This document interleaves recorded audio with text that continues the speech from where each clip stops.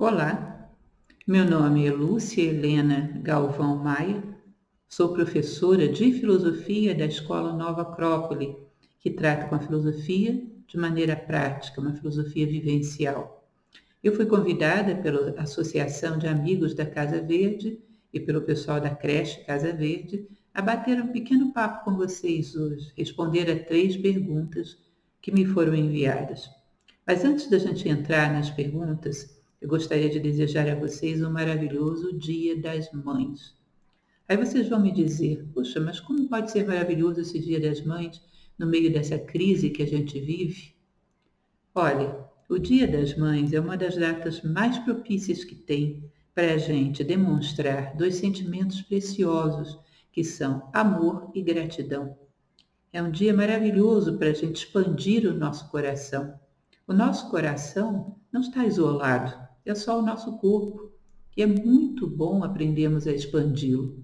Se nós percebermos quantas pessoas estão carentes e quantas estão se sentindo amedrontadas, sozinhas, ansiosas, quanto mais expandirmos o nosso coração nesse momento, melhor será. Melhor poderemos contribuir para que as pessoas tenham força, tenham coragem para continuarem firmes. E se você faz isso, se aproveita essa data para isso, esse pode ser o melhor dos dias das mães, de todos da sua vida. E outra coisa é esse hábito das pessoas dizerem que, bom, Dia das Mães é uma data só comercial. Essa data e qualquer outra, ela pode ser o que você quiser. Ela é comercial se você a torna meramente comercial. Comprar automaticamente uma coisinha qualquer e manda automática e friamente para alguém. Aí você realmente matou a data. Não tenho nada contra você dar um presentinho, mas dê também os seus sentimentos. Isso é uma hora para manifestar amor, gratidão. E existe um mal que está atingindo os nossos corpos, que é essa pandemia horrorosa. Mas existe um mal que está atingindo os nossos corações. E esse mal da angústia, do medo, do sofrimento, da ansiedade, a gente tem a vacina. A vacina é solidariedade, a vacina é empatia, a vacina é fraternidade, é amor. E quando fazemos isso, já começamos a prevenir para que esse outro mal não se espalhe. Vocês sabem que tem gente entrando em depressão, tem gente até se matando dentro das suas casas por falta de alguém que ligue e diga, vai ficar tudo bem. De alguém que se aproxime, ainda que virtualmente, e diga, eu estou com você. Esse é um momento vital para aproveitarmos essa data, que é um convite a lembrarmos do que as nossas mães fizeram conosco. Um abraço enorme, caloroso, um carinho, um velar pelo nosso sono, um velar pela nossa vida. Esse é um momento da generosidade das nossas mães ser relembrada. As pessoas precisam muito disso. A humanidade precisa disso. Lembre. Bom, e agora sim, vamos para as nossas perguntas. A primeira delas é: que mensagem você daria para nossas mães e professores nesse período que estamos vivendo? Bom, uma mensagem que eu poderia dar e que eu acho que, seria a mais válida de todas, seria: conserve a autoconfiança, a confiança na humanidade e a esperança. Vou explicar um pouquinho a esse respeito. Nós estamos tão bombardeados por todas as mídias, jornal, TV, internet, dizendo, olha, o coronavírus está se espalhando, isso gera um medo terrível. As pessoas estão tirando proveito, as pessoas estão manipulando, as pessoas estão roubando. Chega um determinado momento que a gente não confia mais nem na humanidade, às vezes nem em nós mesmos. Nos sentimos impotentes. Não vou poder fazer nada contra isso. O que eu vou fazer? Vou ficar parada dentro da minha casa esperando a morte chegar? Essa sensação de impotência é terrível, porque ela é que conduz à tristeza, à angústia, ao estresse, à depressão, que também mata. Cuidado, porque a gente precisa manter, nesse momento, a confiança em nós mesmos e na humanidade, porque senão não somos solidários, não somos fraternos, e precisa manter a esperança. Talvez vocês não tenham parado para pensar no valor que tem a esperança. Sabe aquela frasezinha que o pessoal costuma comentar? A esperança é a última que morre. Não é. Isso é uma mentira. Deixa eu te contar. O último que morre é o homem, logo depois que ele perde as esperanças. A esperança dá para a gente garra, dá motivação, dá até saúde, dá resistência, dá imunidade. É importante perceber isso. Uma vez, segundo se conta, não sei se isso é real ou é uma lenda, uma história meio triste, mas ela tem uma mensagem interessante. Fizeram um teste num laboratório com algumas cobaias. Vocês sabem o que são cobaias? São aqueles ratinhos brancos que são usados para teste. É uma crueldade, mas a gente sabe o que acontece. Eles puseram essas cobaias dentro de uma bacia d'água e mediram o tempo em que elas lutavam para tentar sobreviver até o momento em que elas se entregavam. Depois fizeram esse teste novamente. Quando uma delas estava começando a querer se entregar, eles tiraram ela da água, secaram, alimentaram, deixaram que ela se recuperasse. E depois fizeram um segundo teste, onde colocaram novamente ela dentro da água junto com outras cobaias. Vejam bem, eles já tinham medido. O tempo que as cobaias lutavam, esperneavam até se entregar era de cerca de 5 minutos. Essa cobaiazinha que já tinha sido salva e foi colocada dentro da água novamente, ela lutou por 10 minutos antes de se entregar. Você sabe por quê? Porque ela tinha esperança. Já tinha acontecido uma outra vez de alguém vir ali e salvá-la. Portanto, ela ficou com a esperança de que aquilo se repetisse. E a esperança duplicou a força dela para lutar contra a morte, para lutar contra aquela circunstância tão horrível. A esperança duplica, às vezes multiplica mais do que por 2 a nossa capacidade de vencer as dificuldades. A esperança dá garra, a esperança é uma luz no final do túnel. É muito mais fácil do que andar na escuridão. E pensem também pelo outro lado, porque quando você pega uma pessoa que está ali quase se entregando à tristeza, à dor, ao medo, e você vai lá, apoia, dá carinho, dá uma esperança, provavelmente essa pessoa lutará 2 vezes mais, com mais garra, com mais força, porque um dia alguém a socorreu. Isso dá segurança. Esperança é vital. Então, uma das coisas fundamentais é termos esperança. Esperança no futuro, esperança na humanidade, esperança em nós mesmos. Saber que não somos tão maus quanto nos pintam. Pare para pensar na sua vida, as pessoas que você conheceu. Eu já fiz isso com a minha própria vida. Parei para pensar quantas pessoas realmente más eu tinha conhecido na minha vida. Bandidos, pessoas com caráter muito ruim. Eu percebi que era menos de 5%. A maioria das pessoas que eu conheci na minha vida não chegavam a ser excepcionais, muitas, mas eram pessoas de bem. Criavam seus filhos, eram pais ou mães de família que estavam honestamente vivendo as suas vidas. A maior parte das pessoas que a gente conhece na nossa vida são pessoas de bem. Por que a gente deixa que rádio, jornal, televisão, internet nos convença que as pessoas são todas más? Você percebe que a gente para de pensar e deixa essas pessoas pensarem por nós? Isso é péssimo? Isso faz mal? Isso faz mal à saúde? Isso diminui a humanidade? Isso nos prejudica profundamente. Isso azeda o nosso coração e, consequentemente, a nossa vida. Portanto, o conselho que eu dou: confiança em si próprio, confiança na humanidade, esperança e cuidado para não ser manipulado por tanta informação ruim, por tanta informação que às vezes é mais desinformação do que informação. Bom, a segunda pergunta trata de qual é o papel do empreendedorismo social neste contexto de pandemia que estamos vivendo.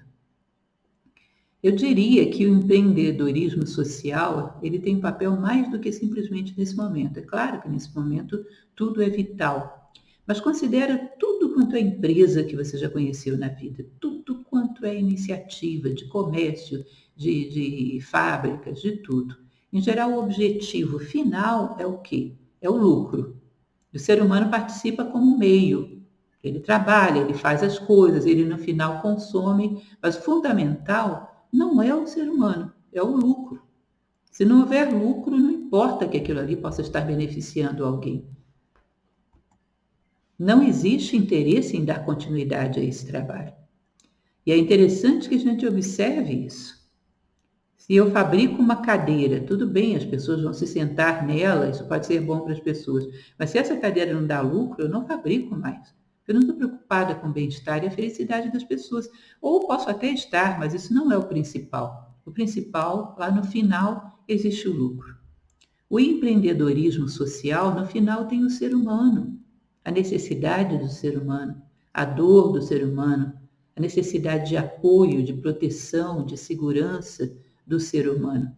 Pode até dar lucro, eu acho até justo que dê, porque um empreendedor social também precisa sobreviver, senão como ele vai dar continuidade a esse trabalho tão bonito? Ele precisa investir para que esse trabalho se expanda, ou seja, acho até justo dar lucro, mas a finalidade não é o lucro. A finalidade é o bem-estar das pessoas. Pensa bem, não é só a fábrica, não é só o comércio, não é só todo o empreendedorismo na sociedade que pensa assim. Em geral, as pessoas nas suas vidas também estão pensando assim. As pessoas usam os outros como meios. O fim é prazer, o fim é dinheiro, o fim é um bom emprego, o fim é combater a sua solidão. O fim é sempre um benefício pessoal e as pessoas são meios. Houve um filósofo que dizia que isso é muito imoral, usar as pessoas como meios. O homem, o ser humano, os sentimentos humanos, a dignidade humana sempre tem que ser um fim em si. E o que o empreendedor social faz é recuperar essa mentalidade. Pode até vir o lucro ou não, mas a minha finalidade está atingida quando eu ajudei alguém. Percebam que isso é uma mudança de paradigma, de pensamento, de modo de pensar e de viver. É um exemplo de mudança. Com certeza vocês já pararam para pensar que uma crise desse tipo é sinal de que fechamos um círculo, é preciso crescer, é hora de crescer. Por isso vivemos crises. Crise é um esgotamento, como se você estivesse numa escada. Você esgotou esse degrau, é hora de pisar no próximo. E aí a vida vem e produz um monte de coisas para te empurrar para frente, porque não é mais para estar daquele tamanho. Uma das coisas que a gente deveria pedir às crises, ou mesmo pedir nas nossas orações sobre as crises, não é simplesmente que elas acabem, mas que a gente saia maior do outro lado, melhores do que entramos, mais humanos do que entramos. Porque senão nada garante que logo depois não venha outra igual ou pior. Porque se a crise veio para nos ensinar, é que nem uma lição de colégio. Enquanto você não aprende, ela fica se repetindo. Pedir à crise que saiamos do outro lado mais humanos. E, portanto, a ideia do empreendedorismo social é uma ideia maravilhosa que não só é boa, como é extremamente necessária no momento histórico em que vivemos. Temos que acabar com o império do egoísmo que tem azedado tanto a nossa vida, que tem amargado tanto as nossas dores. Bom, e a última pergunta vai ser: considerando que nossas crianças têm entre 1 ano e meio e 5 anos e estão em casa com as mães há até 45 dias, como criar novos hábitos? Bom, aí eu tenho 2 conselhos a dar. O primeiro deles, eu tenho uma palestra muito boa lá no canal da Nova Acrópole no YouTube. Basta você entrar no YouTube e digitar Nova Acrópole Isolamento. Você vai cair nessa minha palestra sobre isolamento, onde eu falo um pouco sobre o que fazer dentro de casa. Nosso tempo aqui não é tanto, não vou poder falar tudo, mas eu explico um pouco sobre como lidar com as crianças, como lidar com os adultos dentro de casa, como conviver. Ela é muito útil. Se você puder, assista, é gratuita. E outra coisa que seria muito importante dizer é a importância das coisas que ensinamos para as crianças, não só para esse momento de coronavírus, de pandemia, mas para a vida delas como um todo. Às vezes a gente acha que se dermos tudo que as nossas crianças querem e fizermos tudo o que elas pedem, estaremos fazendo bem para elas. Mas você sabe que a maior função dos pais é adequar, preparar o filho para viver a vida. E a vida tem suas leis.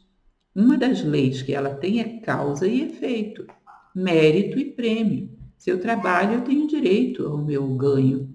Se eu me esforço e participo, eu tenho direito ao mérito daquele trabalho. Se eu sou generosa, eu tenho direito que as pessoas sejam generosas também comigo. Embora a gente não faça isso esperando troca, né? Mas é assim a natureza. A gente ensina para os nossos filhos que sem eles fazerem nada, eles têm direito a todas as compensações. Ou seja, ele não arruma o seu quartinho e tem direito a ver televisão. Ele não come a comida e tem direito a ganhar a sobremesa. Ou seja, a gente está desajustando essa criança. Um dia ela vai lá para o mundo e vai achar que sem fazer nada, o mundo é obrigado a dar a ela a sobremesa, ou seja, dar as compensações. E o mundo não vai dar. Não é assim que funciona a vida. E ela vai se sentir revoltada porque sempre foi atendida. Vai se sentir injustiçada e talvez se torne um rebelde, uma pessoa difícil e tenha uma vida difícil. Ou seja, às vezes, aparentemente motivado pelo amor, a gente desajusta as nossas crianças para viverem no mundo. E é importante percebermos essa crise como um exemplo disso. Nossas crianças, uma das coisas que a gente tem que ensiná-las é aprender a compartilhar.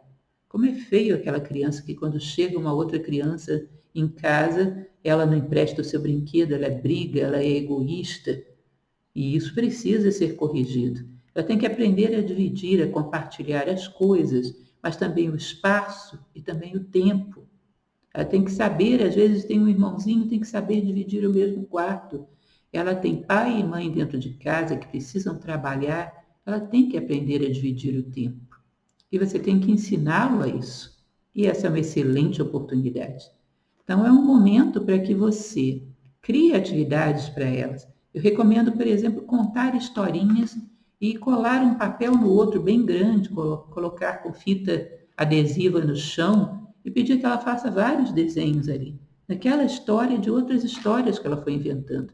Crie atividades para ela e diga, olha, quando mamãe terminar o trabalhinho dela, você faz o seu trabalhinho, eu faço o meu. Quando a mamãe terminar o trabalhinho dela, ela vem aqui e brinca com você de novo.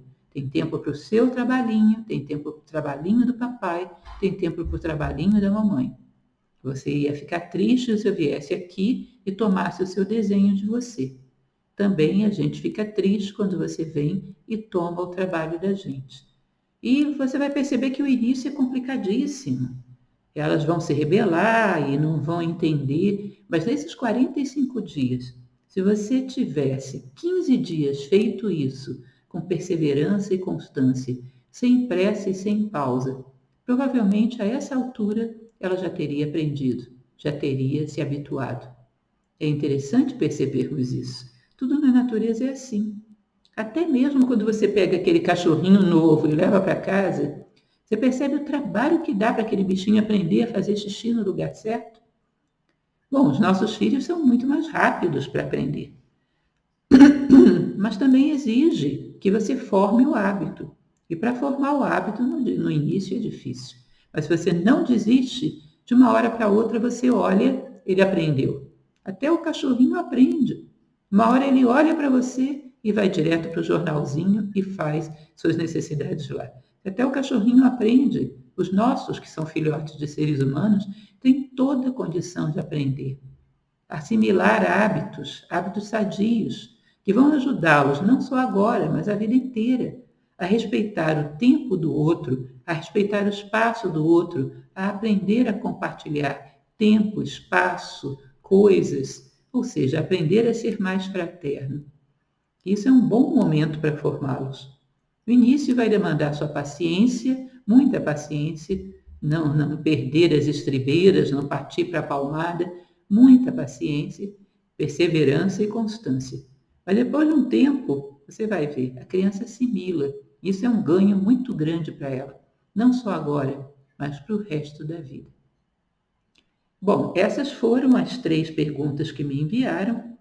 E nessa palestra que eu falei para vocês, eu acrescento ainda algumas coisas, como, por exemplo, você, nesse momento, você que está em casa com outras pessoas, cuidado, não é hora para discutir mágoas antigas, não é hora para discutir a relação. Esse é um momento para você não puxar à tona nenhum conflito, porque a situação já é tensa em si, já é estressante em si. Não é fácil a gente ficar o tempo todo dentro de casa, a nossa casa nem sempre é tão grande, esbarrando pelos corredores com as pessoas e não dando a elas espaço. Isso em si já é estressante. Não vamos ainda inserir nisso conflito. E ainda em relação às crianças, é uma das piores coisas que podem acontecer é exatamente as crianças estarem presenciando brigas, conflitos dos adultos. Isso é péssimo e marca para o resto da vida a angústia e o medo que elas sentem aí. E outra coisa também é saber dar um espaço de privacidade para cada um, até para a criança, para o adulto. Bom, eu tenho um apartamento que tem um quarto. Tá bom, meu esposo está naquele quarto, deixa ele um pouco só ali, deixa ele saborear um pouco a solidão, isso também é necessário, isso também recicla, isso também faz parte. Saber preservar espaços, saber respeitar o tempo do outro, não puxar assuntos atritivos, saber criar uma rotina para você e para as crianças, combater a tendência que nós temos nessa época de perder totalmente uma rotina de vida, ficarmos muito tempo na cama e outras coisas desse tipo. Enfim, um conjunto de providências de que eu trato nessa palestra que vão ajudar muito a que você tenha harmonia e que para toda a sua família, inclusive as crianças, fiquem bem. Bom, retomo ao meu assunto inicial, que vocês tenham nessa época, uma época de aprendizado muito forte, que possa, daqui para o resto da vida de vocês, torná-los um ser humano com melhor resposta às dificuldades, um ser humano melhor. Quando você, lá no final da sua vida, o próximo dele, as pessoas te perguntarem o que foi que mais te ensinou na vida, você vai perceber uma coisa interessante: aquilo que mais nos ensina, que mais nos faz crescer, são exatamente as situações difíceis. Você vai lembrar dos problemas, das situações difíceis que superou. Sabe por quê?